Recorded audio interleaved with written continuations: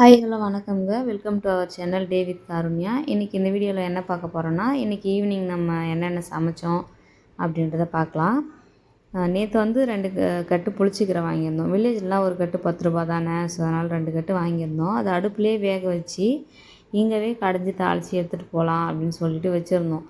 அது என்னவோ தெரியல, பூண்டெல்லாம் உரித்து எண்ணெயில் போட்டோன்னே எங்கேருந்து தான் வந்ததோ தெரியல, அவ்வளோ மேகம் காற்று பயங்கரமாக காற்று அடுப்பே எரியவே விடலை. ஸோ அதனால் அந்த பிளான் வந்து ஸ்கிப் பண்ணியாச்சு. தாளித்து கொட்டுறது மட்டும் வெளியே கொட்டிட்டு உள்ளே வந்து கடைஞ்சிக்கிட்டோம். வந்து எண்ணெய் தாராளமாக விட்டுருக்கேன். இதிலவே வந்து நிறைய பூண்டு, காஞ்ச மிளகாய், வெந்தயம், ஜீரகம் இதெல்லாம் சேர்த்துருக்கேன். இதை வந்து இந்த சட்டிலேயே கொட்டி நல்லா கடைஞ்சிட்டு இதுலேயே தேவையான உப்பும் போட்டு நல்லா கடைஞ்சிக்கணும்.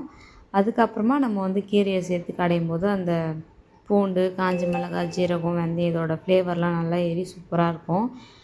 எண்ணெய் கொஞ்சம் கம்மியாக இருக்குது. எண்ணெய் தாராளமாக விட்டால் இன்னும் நல்லாவே இருக்கும். நிறைய தான் சேர்த்தேன், கீரை அந்தளவுக்கு அதிகமாக இருக்குதுன்னு நினைக்கிறேன். மறுபடியும் கொஞ்சம் நல்லெண்ணெய் தாளித்து அதில் வந்து விடணும். இது வந்து மறுநாள் காலையில் சாப்பிட்றதுக்கு புளிச்சக்கீரை.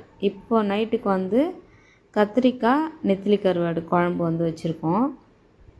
நல்லா புளி அதிகமாக ஊற்றி குட்டி குட்டி நெத்திலி கருவாடு தலையை மட்டும் கிள்ளி போட்டுட்டு புளி கொஞ்சம் அதிகமாக வச்சு சேர்த்துருக்கேன். சூப்பராக இருக்கும். ரெசிபி வேணும்னா கமெண்ட்டில் சொல்லுங்கள், நான் உங்களுக்காக ஷேர் பண்ணுறேன். வீடியோ பிடிச்சிருந்தால் லைக் பண்ணிவிட்டு மறக்காமல் நம்ம சேனலை சப்ஸ்கிரைப் பண்ணிவிடுங்க. அடுத்த வீடியோவில் இன்னொரு ரெசிபியோடு உங்களை பார்க்குறேன்.